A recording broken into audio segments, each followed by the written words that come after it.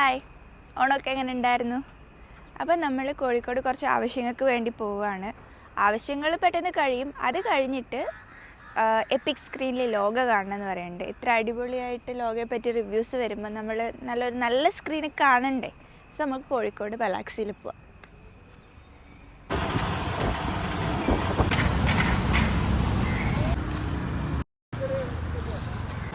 Okay, അപ്പം നമ്മൾ railway സ്റ്റേഷനിൽ നിന്ന് ഇറങ്ങിയിട്ട് ഹൈലൈറ്റ് മോൾ എത്തി. ഞങ്ങളുടെ പ്ലാൻ എങ്ങനെയായിരുന്നു എന്ന് വെച്ച് കഴിഞ്ഞാൽ ആര്യഭവനിൽ ബ്രേക്ക്ഫാസ്റ്റ് കഴിക്കാമെന്നായിരുന്നു.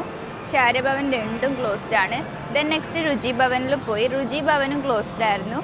അപ്പോൾ അതിൻ്റെ തൊട്ടടുത്ത് തന്നെ ഒരു ദക്ഷിൺ പ്യുവർ വെജ് ഉണ്ട്. ആദ്യമായിട്ടാണ് അവിടെ കയറുന്നത്. പക്ഷെ 10 പൈസക്ക് ഉള്ളില്ല. ഒടുക്കത്തെ ബഡ്ജറ്റുമായി ഫുഡ് ഒട്ടും ടേസ്റ്റ് ഇല്ല.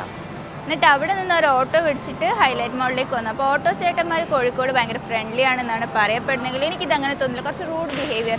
ഓട്ടോ ചാർജ് എത്രയാണെന്നും ഗൂഗിൾ പേ എടുക്കുമെന്ന് ചോദിക്കുമ്പോൾ ഗൂഗിൾ പേയിൽ ഇതെന്നുള്ളൊരു ആറ്റിറ്റ്യൂഡും പിന്നെ മീറ്റർ ചാർജ് പ്ലസ് പകുതി വേണം. അത് എന്തോ റൂഡ് ബിഹേവിയർ നോർമലിയും പറയാമല്ലോ. അപ്പോൾ ഹൈലൈറ്റ് തുറന്നിട്ടേ ഉള്ളൂ. AC ഒന്നും ഓണായിട്ടില്ല. ഭയങ്കര ചൂടെടുക്കുന്നു.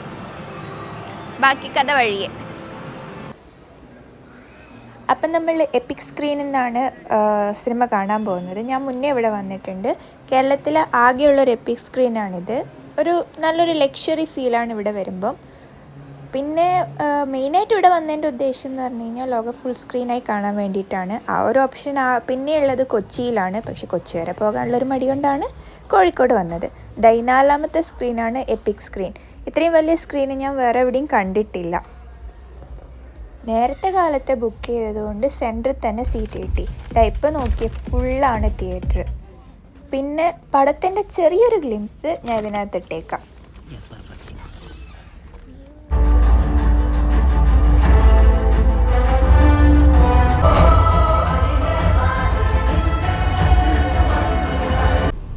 അപ്പം നമ്മൾ ലോക കണ്ടു.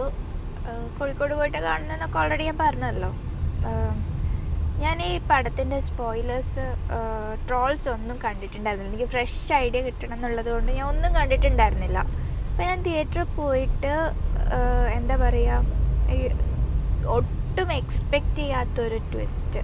ഞാൻ ഒട്ടും സ്വപ്നത്തിൽ പോലും വിചാരിക്കാത്ത ക്യാരക്ടർ റിവീലിംഗ് ആയിരുന്നു ഉണ്ടായിരുന്നത്. നമ്മൾ എന്താ പറയുക, നാടോടി കഥകൾ പണ്ട് ചെറുപ്പത്തിലൊക്കെ കണ്ടിട്ടുള്ള കഥകളെ വെച്ചിട്ട് ഈ രീതിയിൽ ഒരു സ്റ്റോറി ബിൽഡ് ചെയ്ത് വരിക. ആ പുള്ളിയുടെ ഇതിൻ്റെ കഥ എഴുതിയ ആളുടെ ഒരു ക്രിയേറ്റീവ് ലെവലിനെ അപ്രിഷ്യേറ്റ് ചെയ്യാതെ വയ്യ.